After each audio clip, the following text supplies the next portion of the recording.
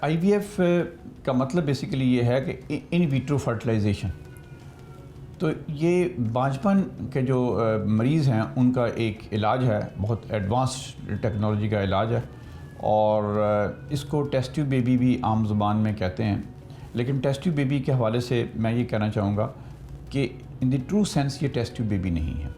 Test tube baby کا لفظ جو ہے یہ ایک ناول سے لیا گیا ہے، کوئی تقریباً 100 سال پہلے ایک ناول لکھا گیا، دا بریو نیو ورلڈ کے نام سے تھا. ہماری شادی کو 5 برس بیت چکے تھے اور ہم اولاد کی نعمت سے محروم تھے. شروع میں تو میں بھی ڈاکٹر کے پاس جانے سے گھبرا رہا تھا، کیونکہ شاید مجھے ایسا لگتا تھا کہ یہ بانجھ پن کی جو بیماری کی وجہ ہے یہ شاید میرے اندر ہی موجود نہ ہو.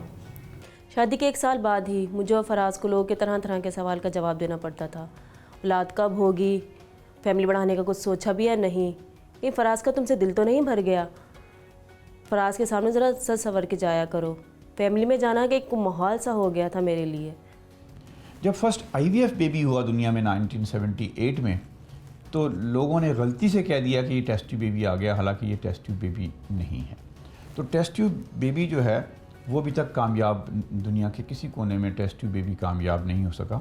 سو فرق آئی وی ایف اور ٹیسٹ ٹیوب بیبی میں فرق صرف یہ ہے کہ ٹیسٹ ٹیوب بیبی میں وہ 9 منتھ بیبی جو ہے انہوں نے یہ شو کیا کہ لیبارٹری میں گزارے گا، ویئرز اس آئی وی ایف کے اندر ہم وائف کے ایگز کو نکال لیتے ہیں، ہسبینڈ کے سپرم کو لے لیتے ہیں، اور لیبارٹری میں 4 یا 5 دن میں ان کا ملاپ کرا کے فرٹیلائزیشن کرتے ہیں.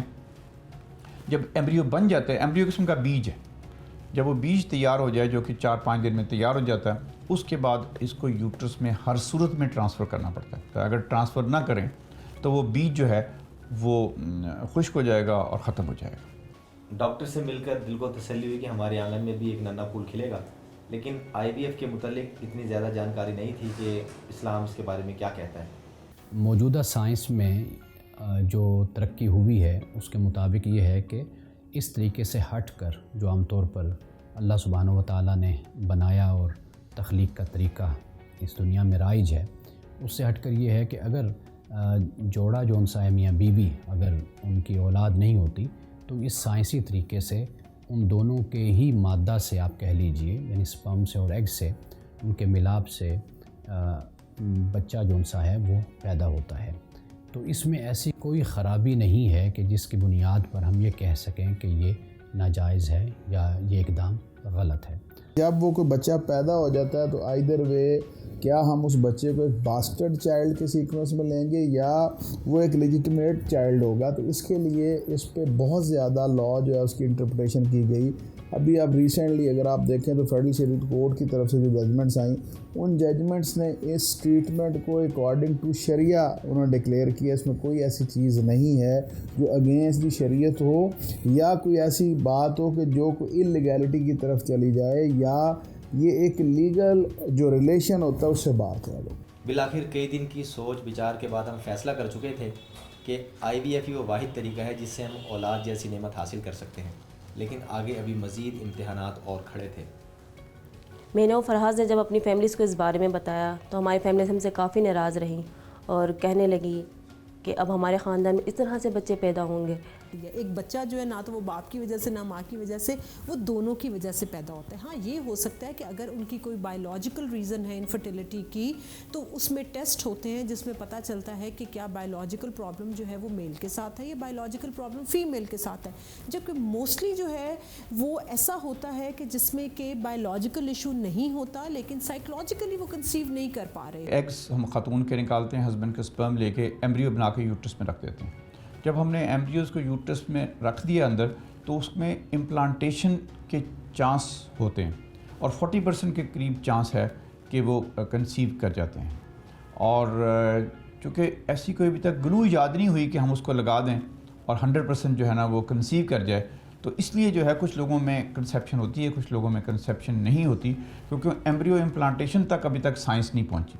تو 40% کے قریب چانس ہے کہ یہ کامیاب ہو جاتا ہے. جو کنسیپشن کے لیے، پریگننسی کے لیے عورت کی عمر زیادہ کاؤنٹ کرتی ہے.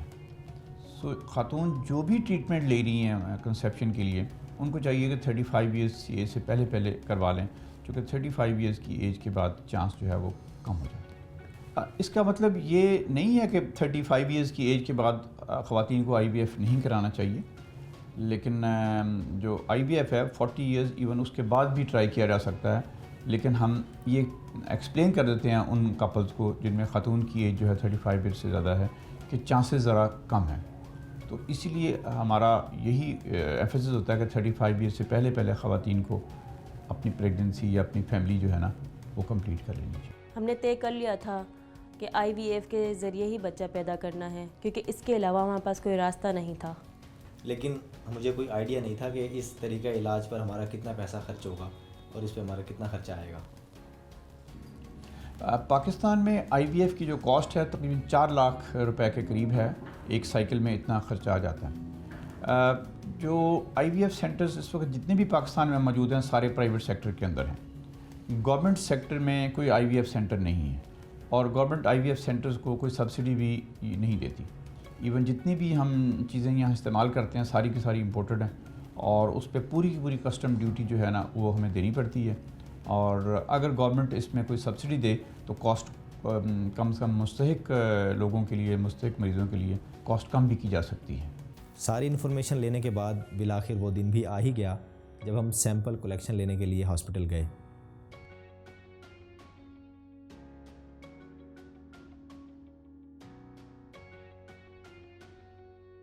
مرد کے لیے جو سب سے امپورٹنٹ ٹیسٹ ہم تجویز کرتے ہیں وہ سیمن انالیسز ہے. ہسبینڈ کا سیمن جو ہے وہ ٹیسٹ کیا جاتا ہے. آج ڈاکٹر صاحب نے ہمیں ایمبریو ٹرانسفر کرنے کے لیے ہاسپٹل بلایا ہے. ہم دونوں بہت خوش ہیں. مجھے تو یقین ہی نہیں آ رہا کہ ہم دونوں کے سیمپل فرٹیلائز ہو چکے ہیں. IVF کا جو پروسیجر ہے اس کے حوالے سے سب سے پہلا سٹیپ یہ ہے کہ اگر ہم نے ٹیسٹ کر لیے، ہسبینڈ کے ٹیسٹ بھی ہو گئے، وائف کے ٹیسٹ بھی ہو گئے، ہم نے IVF سٹارٹ کرنا ہے تو IVF میں سب سے پہلے پیریڈز کے 2nd ڈے سے خاتون کو فیمیل پارٹنر کو ہم انجیکشن لگانا شروع کرتے ہیں. ان انجیکشن لگانے کا مقصد یہ ہے کہ اس میں ملٹیپل ایگز ڈیولپ ہو جائیں، کیونکہ خاتون میں ایک سائیکل میں صرف ایک ایگ ڈیولپ ہوتا ہے، کسی سائیکل میں وہ بھی نہیں ہوتا. تو ملٹیپل ایگز کو بنانے کے لیے ہم ان کو انجیکشن دیتے ہیں.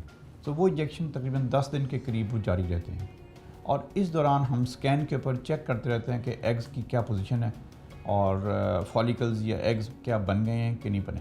جب فالیکلز ایگز میچور ہو جائیں گے پھر انجیکشن سٹاپ کر دیں. انجیکشن سٹاپ کرنے کے بعد پھر ایک فائنل انجیکشن کو لگایا جاتا ہے، لیٹ نائٹ لگتا ہے، وہ جو اس کے ایگز کو ریلیز کرنے کے لیے یا ایگ کی فائنل میچوریشن میں ہیلپ کرتا ہے. اس کے بعد پھر ہم خاتون کے ایگز کو نکالتے ہیں. یہ پروسیس جو ہے اور یہ الٹرا ساؤنڈ گائیڈڈ ہوتا ہے. آپریشن تھیٹر کے اندر خاتون کو بے ہوش کر کے وہ ایگز کو نکالا جاتا ہے. اور یہ بھی امپورٹنٹ بات ہے کہ ایگز نکالنے کے لیے، خاتون کے ایگز نکالنے کے لیے کوئی میجر آپریشن کی ضرورت نہیں ہے، کیونکہ عورت کے ایگز اتنے چھوٹے ہوتے ہیں کہ مائکروسکوپک ہے، چھوٹا سا ذرائی کا دانہ ہے، اتنا چھوٹا ایگ ہے. تو اس کو نکالنے کے لیے کوئی میجر آپریشن کی ضرورت نہیں ہے، ایون مائنر آپریشن کی بھی ضرورت نہیں ہے. ہم سرنج سے بھی اس کو سک آؤٹ کر سکتے ہیں، ایگ کو اووری میں سے ایگز کو ہم نکال لیتے ہیں. اب ہمارے پاس لیب میں خاتون کے ایگز آ گئے ہیں اور ہسبینڈ کے سپرمز آ گئے ہیں. ان دونوں کا جو ملاپ ہے ہم نے لیب میں کرانا ہے. IVF میں ہم صرف ایگز اور سپرم کو ملا کے ہم رکھ دیتے ہیں. ویئر IVF کی ایک فارم ہے جس کو ہم ICSI کہتے ہیں. اس میں ہم مائکروسکوپیکلی سپرم کو ایگ کے اندر انجیکٹ کر دیتے ہیں. ہر ایگ کے اندر ایک سپرم کو ہم انجیکٹ کر دیں گے. پھر یہ جو انجیکٹڈ ایگز ہیں ان کو ہم انکیوبیٹر میں رکھیں گے for couple of days, 4 to 5 days ہم انکیوبیٹر میں رکھیں گے.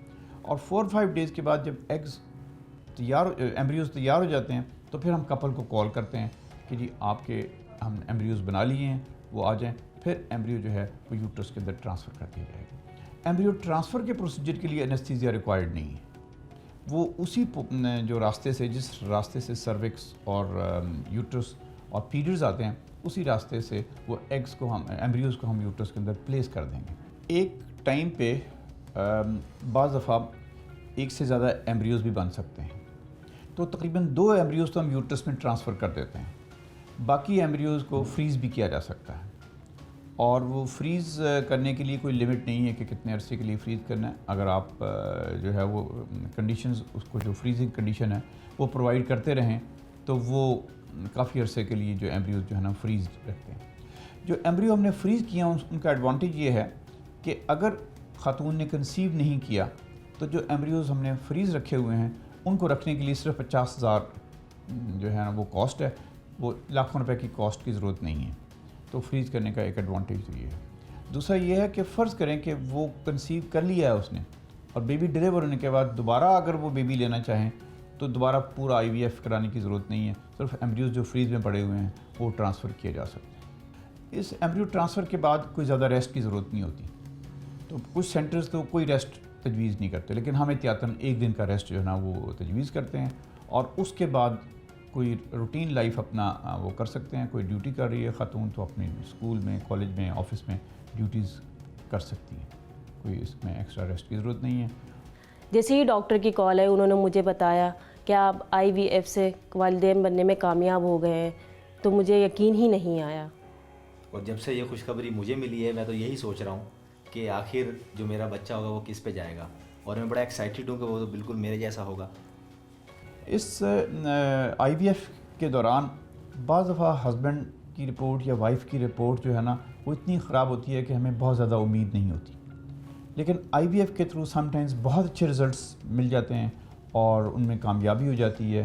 اور ایک آئی وی ایف ایسی ٹیکنیک ہے جس کے ذریعے سے عام حالات میں ہمیں بظاہر انیشیل رپورٹ سے لگتا ہے کہ رپورٹ بہت خراب ہے اور چانسز بہت کم ہیں، لیکن آئی وی ایف کے ذریعے سے کامیابی کے امکانات جو ہے نا وہ تھوڑے سے روشن ہو جاتے ہیں۔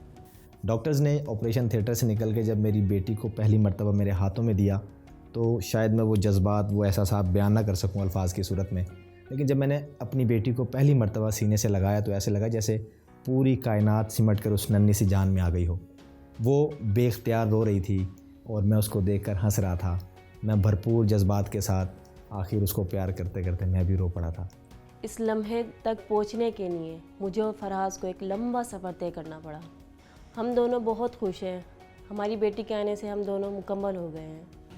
بیبی جب ہم ڈیلیور کرتے ہیں کہ وہ کپلز، بعض دفعہ تو ایسے کپلز کو ہم نے ڈیلیور کیا ہوتا ہے جن کو شادی کو 10 سے 15 سال گزر گئے ہیں اور انہوں نے دنیا کا ہر قسم کا علاج کروا لیا اور اس میں ناکامی ہوئی ہے اور بالکل وہ نا امید ہو چکے تھے، اور جب ہم نے ان کا آئی وی ایف کیا اس کے ذریعے سے ان کو اچھی خبر ملی، اور وہ ڈیلیوری جب ہم کرتے ہیں تو وہ ایک بہت ہی عجیب اور بہت ہی گریٹ فیلنگ ہے کہ آپ اس دن اتنا خوشی محسوس کرتے ہیں۔ کپلز کو جو خوشی جو ہوتی ہے، جو ڈاکٹر ہے یا ہماری جو ٹیم ہے اس کو بھی خوشی ہوتی ہے، کیونکہ ہمارے آئی وی ایف جو سینٹر ہے وہ ڈیفرنٹ جگہ پہ ہے، ڈیفرنٹ فلور پہ ہے، اور جہاں پہ ڈیلیوری ہوتی ہے یا سی سیکشن ہے وہ ڈیفرنٹ جگہوں پہ ہے۔ تو ایون ہماری جو پوری آئی وی ایف کی ٹیم ہے وہ بھی انتظار کر رہی ہوتی ہے اور بار بار ٹیلی فون کر کے پوچھتی ہے کہ جی ڈیلیوری ہو گئی، نہیں ہوئی، بیٹا ہوا، بیٹی ہوا، یا کس طریقے سے۔ سو ان کو بھی اتنی ہی ایکسائٹمنٹ ہوتی ہے ہماری ٹیم کو جتنی کہ پیرنٹس کو یا ان کے ریلیٹیوز کو ہوتی ہے۔